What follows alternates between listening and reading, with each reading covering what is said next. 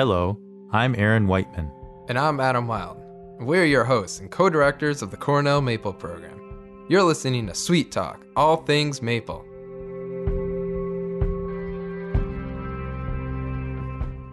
In today's episode, we have the real privilege of speaking with Steve Childs. Steve was the New York State Maple Specialist for many years. He's my former colleague, now retired, but he's been really a pivotal character in bringing about a lot of the innovations that have made the maple industry what it is today.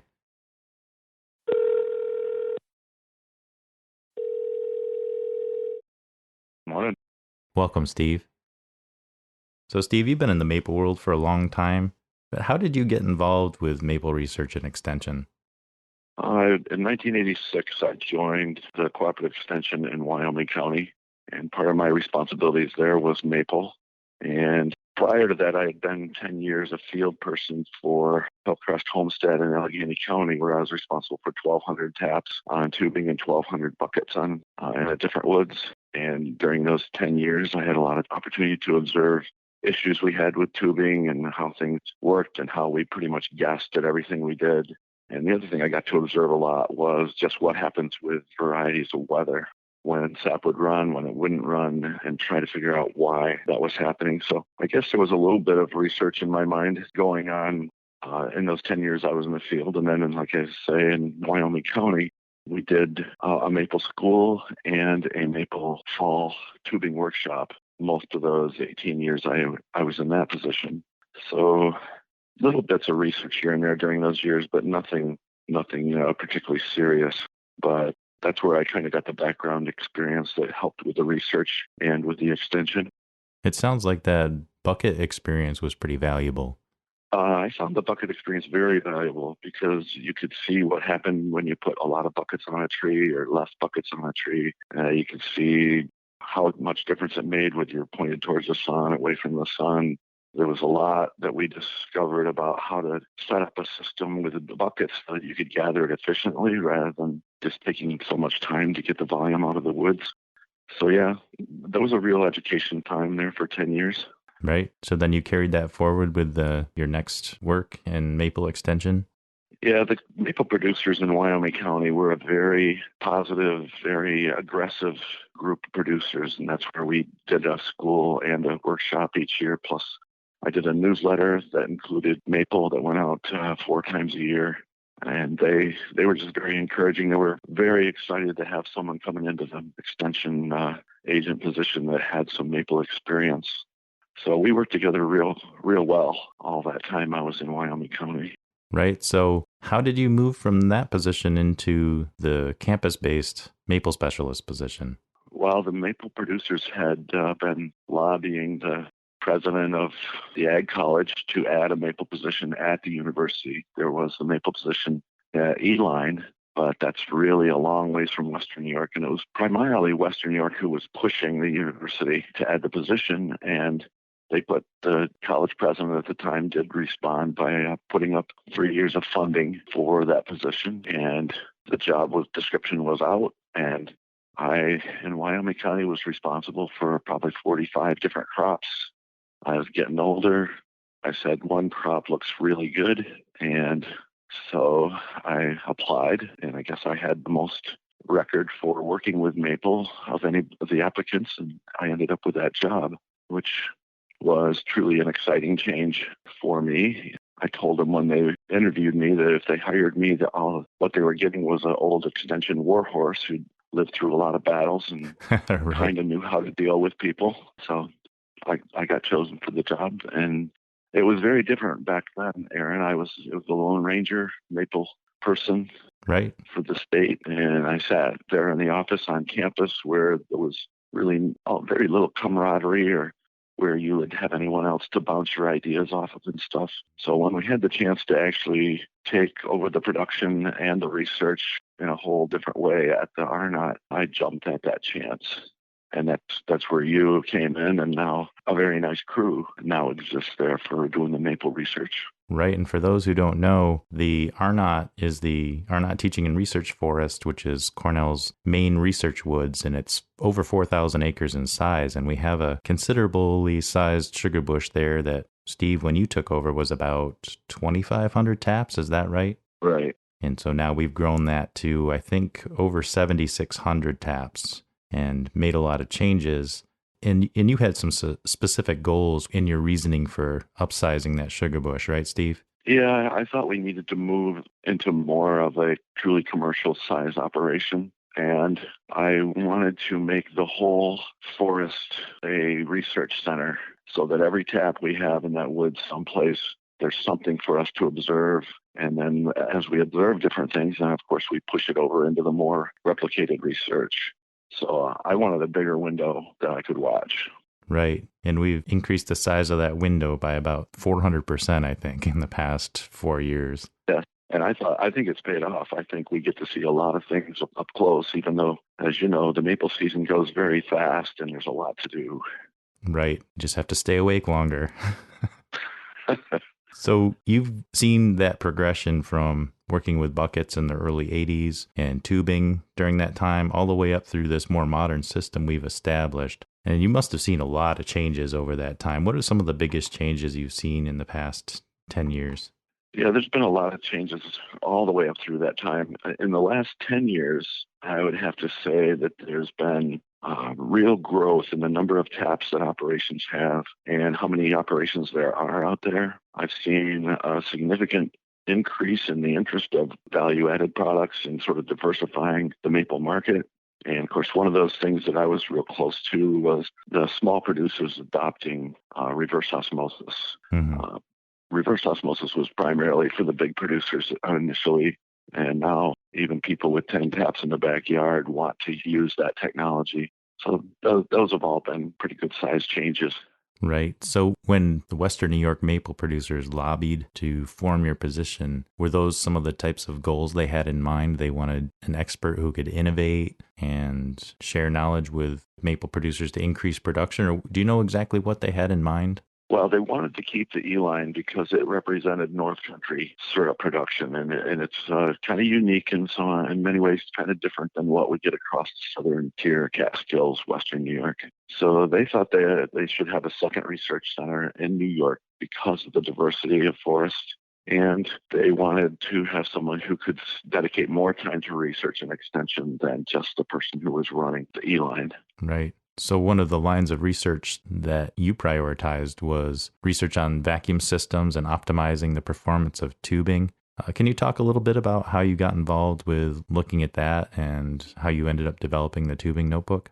I guess the thing that underlied the development of my interest in figuring out the vacuum and tubing issue was that we did a tubing workshop every fall in Wyoming County. And over those almost 20 years of doing that, I had a chance to watch the systems go from where you had 50 or 60 taps on a lateral line to where they were suggesting 5 or 6 taps on a lateral line. And yet, in spite of all those recommendations, there was no source of information that described how tubing systems could or should be set up. No engineering at all that I was aware of. And I just said, this really needs to change. This simply guessing at how we're going to do this is really, just seems like it's kind of an archaic approach. And so one of my goals coming into the job was we're going to get some real information as best we can on tubing and vacuum. Did you see that lack of information showing up in performance in the woods? Were people getting suboptimal vacuum levels at their trees? People just didn't know what to do. You'd go out and look at neighbors' operations, and if they thought they were working well, then they'd try to copy that. Mm-hmm. Of course, the downright reality of all of it is that if you go out and test what you get for vacuum on the ends of your lines during a reasonably good run, and it's what you want it to be, then you have a system that's okay. That's a system that you don't need to necessarily renovate or do anything to. But when you're building a new system, how do you know that you're going to end up with that? That's where the information was just not there. And as tubing systems were getting bigger and bigger, of course, those questions were arising more and more. And I just wanted to have answers to some of those questions if I was going to be the New York State maple specialist. Right. And there are big implications for production because that's a difference between increasing production 100% or just getting a kind of a standard yield, right? If they're getting That's right. If they're getting 5 inches of vacuum at their tree instead of 20 or 26, that's a pretty huge difference in yield, right? Yeah, and we could see that like Vermont was sort of leading the way in how to design systems. There were private organizations that seemed to think that they knew really how to do it all. And of course, now we look back at what some of those look like now, and we're like, whoa, those were severely undersized. Right. The Farm Viability Institute was willing to put money up for research on tubing and vacuum. And so that's where the notebooks actually came out of. We got the funding that gave me the time to actually focus on it. It took me 2 years of banging my head on the wall to say, how in the world can I present this? Because everything you'd come across was severely complicated as far as how you size for line loss, how do you size for liquid in the line, what size of vacuum pump do you need? So that's the kind of information that we did our best to find the best information out there.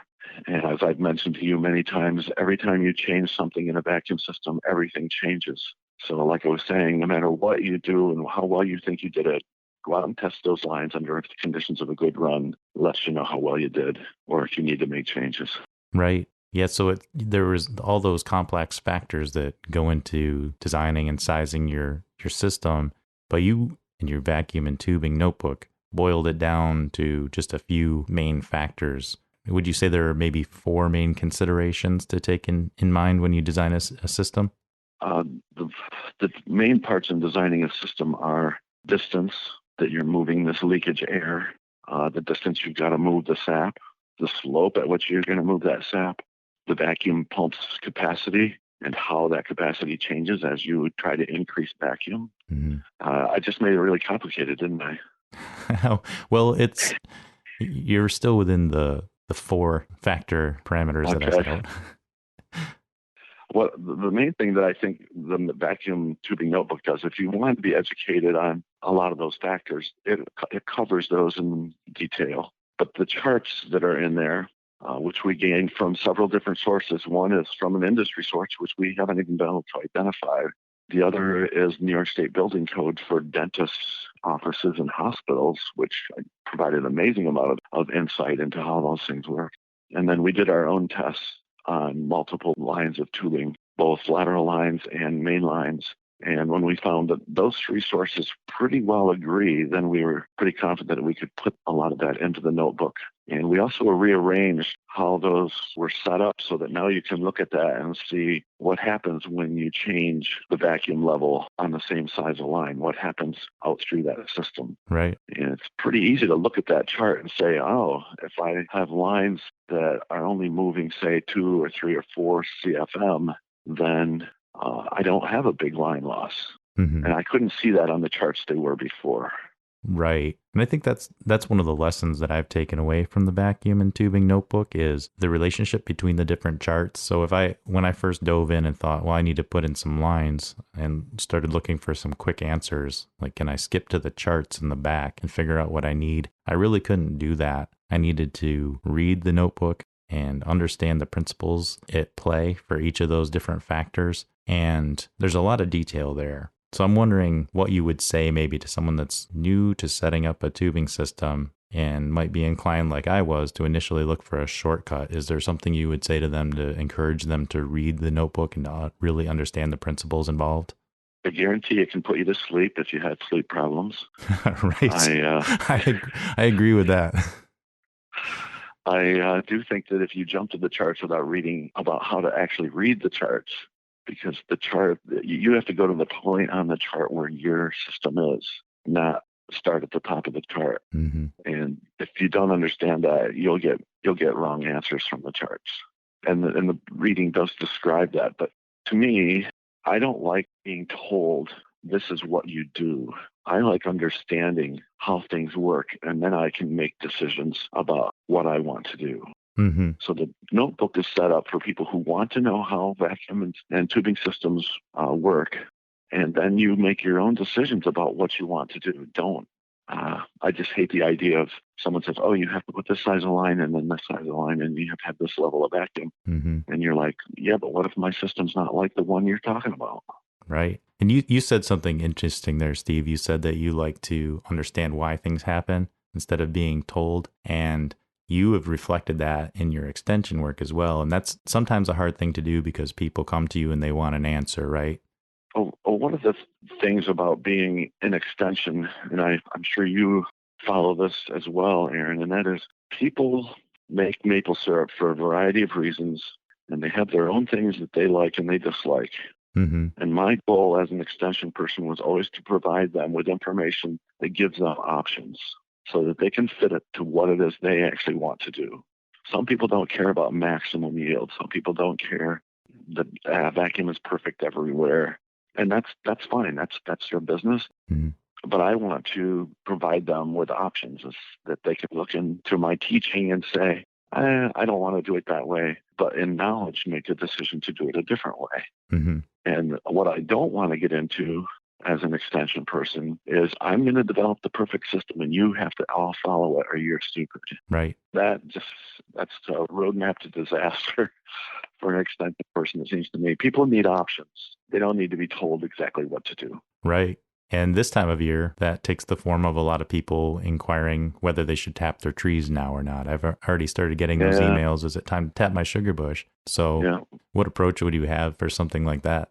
How long do you want your maple season to be? Right. How does that fit with your lifestyle? Mm-hmm. See, I've changed that. When I was at the Arnott, I always wanted to maximize. Now I'm getting ready to set up my own little maple tubing system. I'm like, how can I set this up so I only have to do this for like 3 weeks?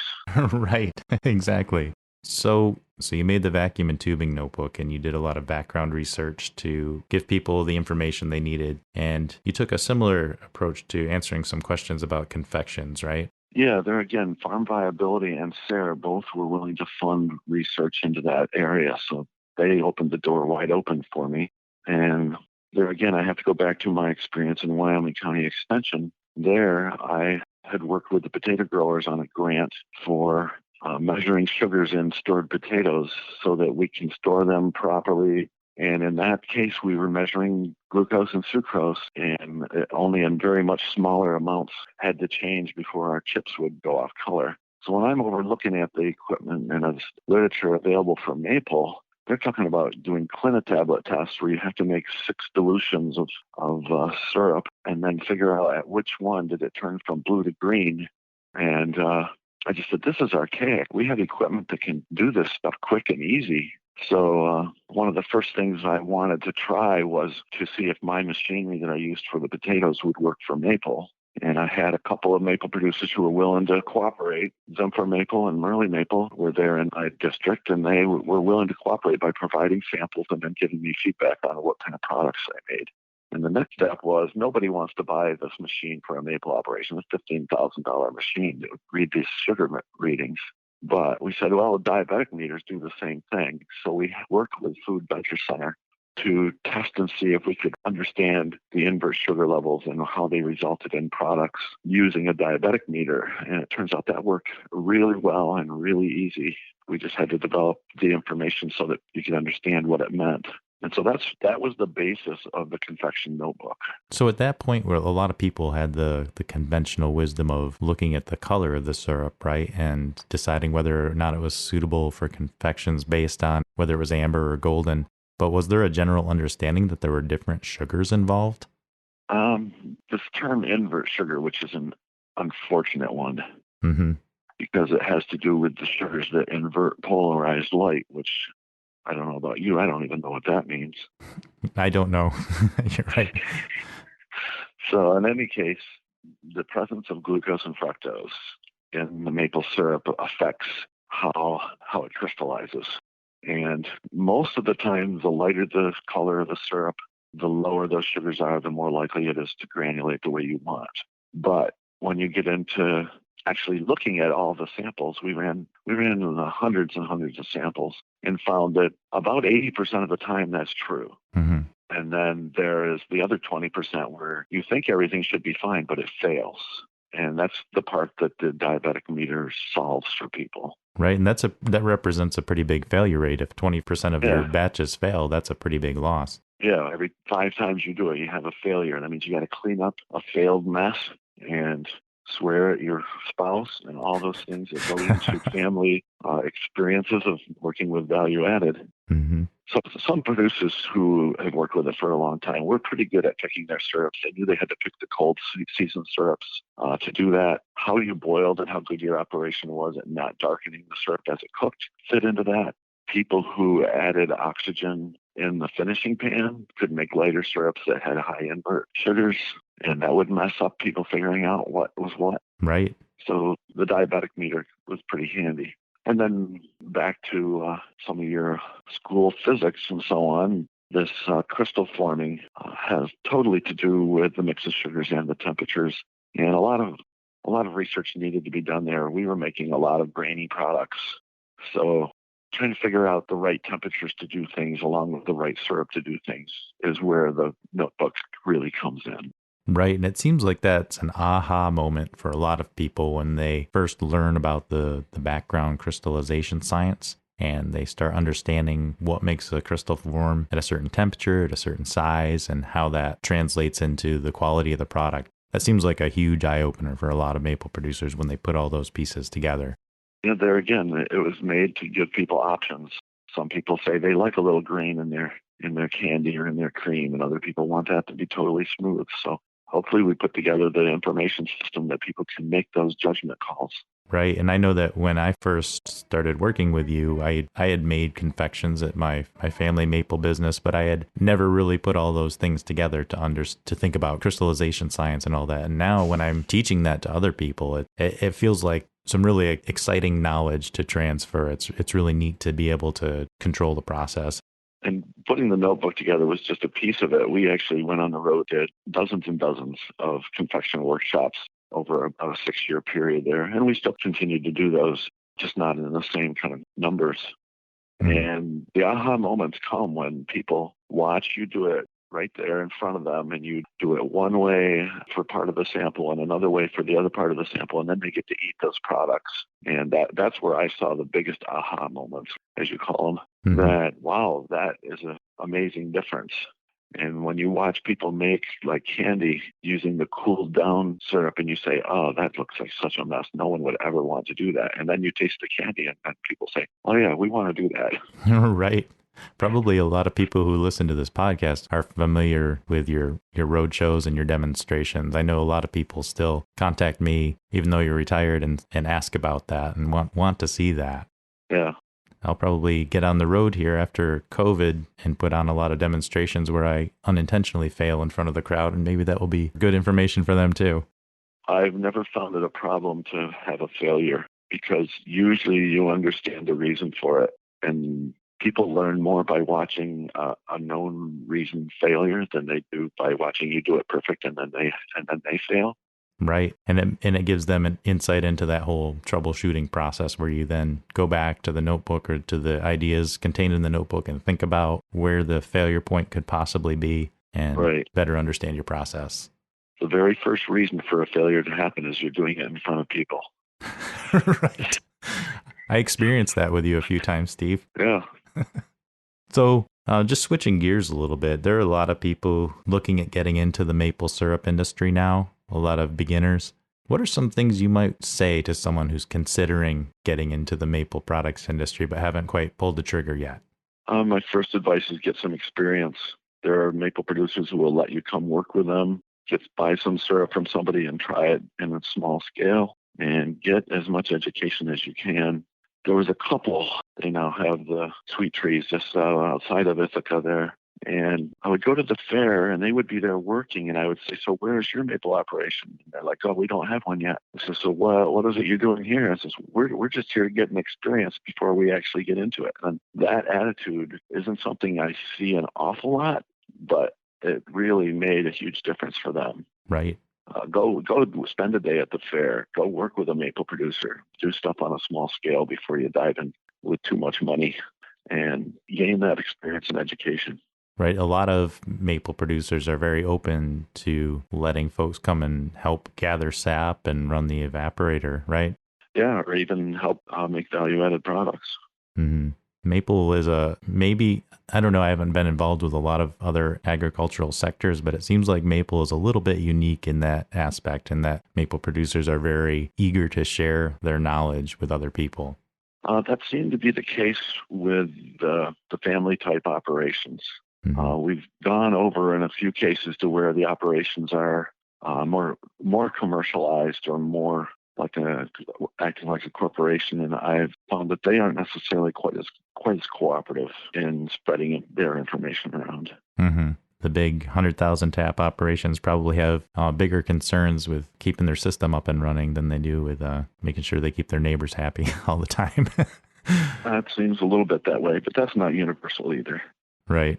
Kind of on that topic, can you think of some common pitfalls that maple producers fall into? Is there something that a lot of sugar makers fail to focus on? One of the concerns I hear a fair amount in the meetings and so on is make sure you taste your syrups and that you're not putting any inferior product out for retail sales. So the grading side of things, and you know as well as anybody, Aaron, grading is a difficult thing. The equipment doesn't give you the same answers. Flavor is very much a personal perspective, but it's something that seems to raise its head every once in a while, that things aren't being labeled correctly or things aren't to the correct densities, things aren't judged to the right color. So that would be something that we've tried to work on, but it's a little bit difficult to work with, and it's something that can fall through the cracks. Right. The quality pitfall is definitely something I have seen and we've experienced in doing taste tests and judging at fairs and things like that. And it is a bit surprising sometimes, right? Yes. And some people simply don't have good tasting abilities. Mm-hmm. When we did some of the grading workshops, we would put out 15 samples of syrup and everybody had to taste them all. And out of those 15, 2 were known off-flavored syrups. The other 13 were relatively good flavored, but just were different colors and different aspects to them. And there would be people who would go right down the line. Oh, that tastes good. That tastes good. That tastes good. Even the bad syrups to them tasted good. I'm one of those people. That's how my taste buds work. And so sometimes you have to make sure there's a different taster in the system if you're one of those people who just doesn't taste it. Right. And even when you taste it when it comes off the evaporator, it's always good to taste it when you rebottle it, right? Yes. Things don't taste the same after they've cooled down sometimes. Right. And we actually had that experience at the Arnott recently. We picked up a new customer that wanted to buy some amber syrup specifically. And we didn't make a lot of amber syrup last year, but we had 2 barrels. So I thought we were in good shape. And I looked at our records, and our records said that it was great tasting syrup that had a good maple flavor. And we opened up the first 40-gallon barrel, put it in the canner. And as it was heating up in the canner, it smelled funny. It had a really strong caramel, chocolatey odor. It was an amber syrup made in March, and we tasted it, and it was buddy. And somehow that slipped past us when we were pulling it off the evaporator last year. But it was definitely a buddy syrup, and it was good that we identified that before we filled a whole bunch of jugs. Yeah. Or make sure your main taster isn't a smoker. Right. Yeah, that definitely impacts the taste buds a little bit. So I can ask you just a couple more questions if you have time, Steve. I know I've already taken almost an hour of your time. Do you have a few more minutes? I have all the time in the world, Aaron. Well, that's right. You're retired. Just sitting here this morning watching the fire burn. Usually I go out and cut ash trees every morning, trying to get our forest here, get the dead trees down so it's not such a risk in there. Well, it sounds like you're starting a little sugaring operation. Yeah, I'm hoping I can get 100 taps here. I'm getting parts together to put my own little RO together. Oh, wow. Just for one season up there? It might be just for one season, but I don't have any great fear about recovering my funds. Mm-hmm. So is there one thing that might keep you up at night? Is there a concern for the industry that we should all be thinking about and planning for? Of course, not sleeping and worrying doesn't really change anything, so that probably wouldn't help all that much. If there's one thing, though, that concerns me, I guess it would be insect and disease that might significantly damage the maple population. During my lifetime, we've seen the chestnut disappear, and then the elms disappear, now the ash disappear, and the hemlocks may be disappearing, and you're just like, this has got to end, or we could be in real trouble here. Mm-hmm. The second one, and then this year here in Bliss, we've been threatened by this several times, but it never quite amounted to issue, and that is ice. Ice buildup on trees can really put your business out. And all of those, the insects, the disease, the ice, there's really nothing that you can do about that other than just be observant for the possible pestilence kind of things, but Mm-hmm. those are pretty strongly out of our control. I guess with a little bit of research, if we lost the maple, we might say, well, okay, we'll do the beech now, or we'll do the basswoods now, or something. Right. But that would just be a huge loss. Mm-hmm. I don't know of anything that other than that. I'm not worried that the market's suddenly going to fall apart, or that all of a sudden they're going to find that maple causes cancer or anything crazy like that. Yeah, the markets seem incredibly strong, and maybe one potential threat though is that we're going to reach the saturation point with how much just pancake syrup we can sell. Well, we've pursued some other remedies to that through the program, looking at value-added products and kind of expanding Right. the offering of those. Do you think that's something that will play a role in the future of maple syrup? I think it could play a huge role if we can eventually get into some mass market items like soft drinks or coffees, teas, kombuchas, all those kind of mass market products could play a huge role, or even the sap, the permeate water sap. Those can make a big difference to the incomes of producers. So it would be really interesting to me if sap water became a big financial issue to maple producers Mm-hmm. rather than the syrup itself. Yeah, so when we have our new experimental kitchen online here in the next month or so, well, that's probably one of the things we'll get right to work on. Maybe even a maple cola. We haven't even talked about a maple cola. Right. And part of that comes to the education of the public that here's what they do to make white sugar. Here's what we do to make maple sugar. Take your choice. Mm-hmm. I don't think a lot of people have any grasp of all the things that have to happen to make sugar white. Mm-hmm. And you're referring to the refinement process, right? The refinement process, yeah. Or to make high fructose corn syrup. Mm-hmm. It's totally a chemical factory process. As a person who has great interest in chemistry, just looking at the chemistry that goes into those things, there's essentially no chemistry involved in simply taking sap and turning it into syrup. And yet that's far from what you get with those other sweeteners. Yeah. So I'm sure that's part of why maple is growing these days, right? Because people do know, society at large is becoming more aware of where their food comes from, and maple is a really good example of that, where there are Right. alternatives.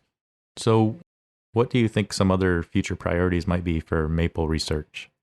I think there's still lots to do with maple tubing systems, how to extend the season, how to properly tap trees, how to clean the systems, how you manage them, especially the tap hole sanitation side of things. I think there's a lot of work that can be done there yet, even though we've really hit some winners in the first half of that research, but I think there's still a lot to learn. And I'm glad that you guys have those cans all out there working for us Oh for yeah. another round of information. Mm-hmm. Like the research we did last year with the flatland system. How can we better get sap out of a flatland system than the ways we're doing it now? Mm-hmm. I found what we did quite an eye opener, where we just raised it up 3 feet every time we needed to, and how well that worked. Still lost some vacuum at the far end, but way easier to work with than a whole bunch of 10-foot ladders and things like that. Mm-hmm. Lots to be done with value-added development. We kind of already talked about that diversification of the maple market and what some possibilities are there. I think in the area of value-added, there's still more work to be done on equipment improvements that allow the products to be made with greater efficiency and better quality. There again, we made some pretty good strides there, but I don't think that's done yet either. Mm-hmm. We just touched on what vacuum cooling potential has. Oh, right. That's true. Yeah. And is there potential for vacuum cooling syrup coming off the boiler rather than letting it stack burn in cans? Mm-hmm. Maybe that one's not the best one because you do kind of get the sanitation aspect of putting it in the containers hot. Mm-hmm. But anyway, I think there's no end to maple research. Right. All you have to do is work in it for a while, and you say, "Man, we got more questions. We got answers by a long shot." Right. Every line of research leads to more questions. Yes, the efficiency of RO membranes and temperatures and things like that. There's more unknown than known, I think, in that whole realm. Mm-hmm. people want to know what's the best membrane to buy. And you're like, well, I like this one because I have a hard time destroying it, which doesn't seem like a really good answer. Right. Yeah, and you raised some of those questions, and they were factors that we took into account when we built our new sugar house, and we'll have those replicated ROs that we can use for that kind of research in the near future. The whole aspect of having side-by-side boilers that you can actually compare things, and even comparing how you clean your pans versus not cleaning them quite as well. How big a difference does that make? Mm-hmm. I think there's endless research that having the update to the RNOT is going to provide. And so we are truly indebted to New York for the building part and indebted to the Appalachian Regional Commission, and they're providing funding for that special research equipment. Before I go, can I ask, now that you're retired, is there anything you miss about being the New York State Maple Specialist? Oh, I miss it totally. I miss the regular contact with the maple producers. As you know, I never missed a chance to be with a group of maple producers. I miss my crew at RNOT. I really loved working with you guys. Your heart was in it, and we were able to get a lot of things done and had a good time doing it. So, miss you. That's mutual. Well, Steve, it's been a real pleasure speaking with you today. It's been a pleasure speaking with you. I hope some people listened. Yeah, and I'm sure they will. You still have a lot of fans in the maple world and a lot of people that wonder how you're doing. So we all wish you well in your retirement, and hopefully we'll see you around from time to time. During today's episode, we referenced several resources. The Vacuum and Tubing Notebook and the Maple Confections Notebook are both available for free download at cornellmaple.com.